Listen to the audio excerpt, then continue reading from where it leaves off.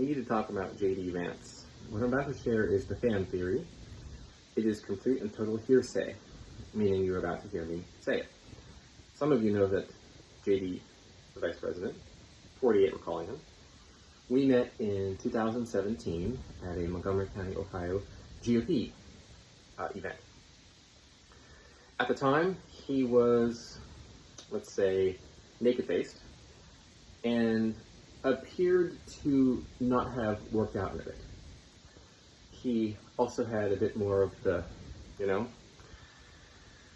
and we chatted mostly about books, publishing.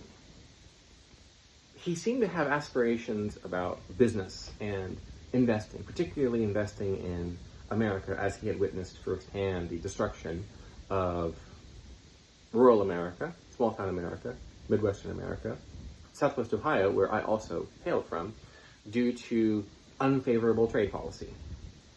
Now, people are saying that he is basically a plant on the right, that he has no history, he has none of this, blah, blah, blah, blah, blah. But if you go back to 2013, 2014, you will see that there is, in fact, a track record of him as an investor. People will also say, oh, he's a Peter Thiel puppet. As far as I can tell, Peter Thiel has opened doors for him. They have been doors of merit, let's say. He got into an Ivy League school back when it was wildly difficult for people of lighter color to get in, which is, of course, impressive. There's a hypothesis going around that JD was at one point a vegetarian, very much not a Trump supporter, but it was following beginning to work out and eat red meat again after a hiatus that he became the based man that we know today. He looks significantly healthier. I would hope that I do the same for the same reason. Now, when we met back in 2017, both he and I were not in MAGA, but the people that were in the room, the crowd, was wildly pro-Trump. And this is what's interesting. He made it clear that he was not pro-Trump at the time. This is 2017, JD Vance. But he said nothing offensive. He did not insult the people.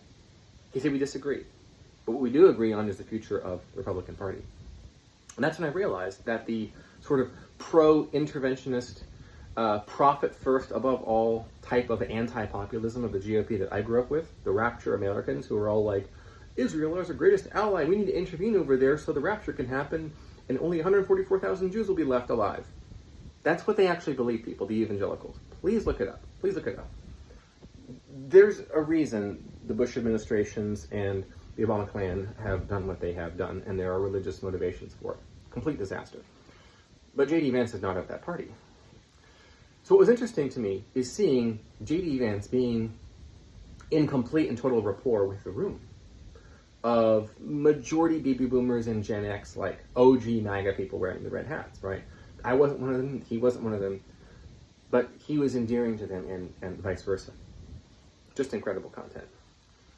And so what I perceive happening is, with the birth of each of JD's children, with the support of his wife going from a Democrat to Republican to support him, with going from baby face, let's say, to based face with the nice full beard, and looking significantly healthier, so he probably began working out, strength training, etc. I believe that there's a hormonal hypothesis here, a hormonal health hypothesis. We know that the higher a man's testosterone gets, the more conservative he becomes. The inverse is also true. I have experienced this myself. Many of you know that I used to be a Bernie bro and a Yang Gang guy, 2015 to 2020-ish or so. I like Marianne Williamson, but that's for another story. So what we see with GD is someone who our side's oligarchs, we're going to talk about Peter Thiel in this case, recognized is a man of the people. Curtis Yarvin said that JD Vance contains within his persona, more Americas than any other public figure. When I met him, he did not talk about his political aspirations. He very much wanted to be an investor and like a businessman. And at the time, he was doing a book tour. I'm not sure if he got paid to give that speech, but I do know that he was basically touring around the country, speaking to Republican and conservative groups. And he was eloquently explaining the MAGA mindset. I hate that word, but I'm going to use it this time. He was eloquently explaining the MAGA mindset. And if you look at Peter Thiel's communications going back prior to 2020, he did the same. So what I see here is not sort of a puppet, but rather someone who has gone on a hormonal health journey and realized that what he had believed about Donald J. Trump was not correct, as I did. I would say JD is significantly smarter than I am. And he is someone whose intelligence was recognized by a, takes one to know one type of deal. And again, we don't really have a democratic constitutional republic. We have sort of a quasi-oligarchy, okay?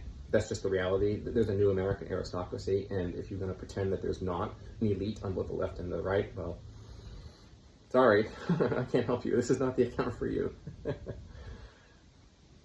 The point of all this is it's relatively easy to dismiss the conspiracy theories around JD Vance, particularly around his military service.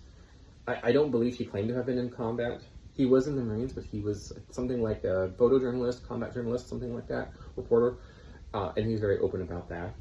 At the time I met him, he was very much like a book guy and a business guy and talking to all of the entrepreneurs around the room, like getting advice. So this was somebody who was thinking, how can I make money in business and sell books and share my story and make rural middle America a better place?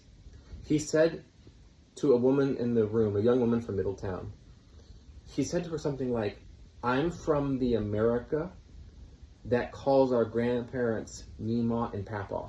JD Vance said that. And like there was whoops and hollers and cheering and stuff in the room, right? So I got the sense that this is a legitimate and authentic kind of a fellow.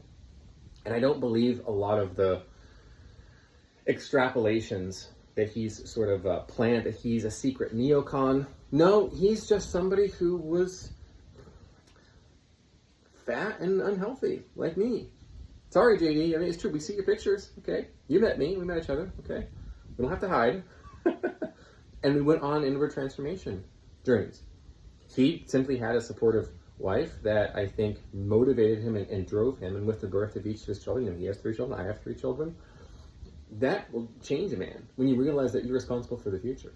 And so when Nicolas Fuentes and his crew, they're not fathers. They don't have kids. They have never been married, I believe. So they don't understand the transformation that a man goes through.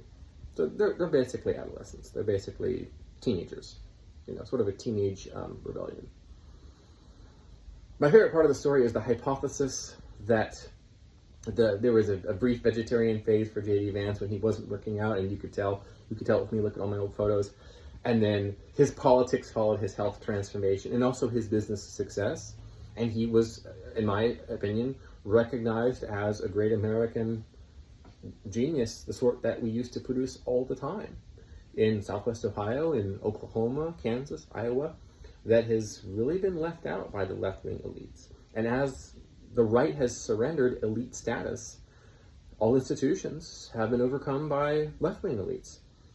And so I am very much a pro-elitist in this regard. And someone like Peter Thiel is a kingmaker.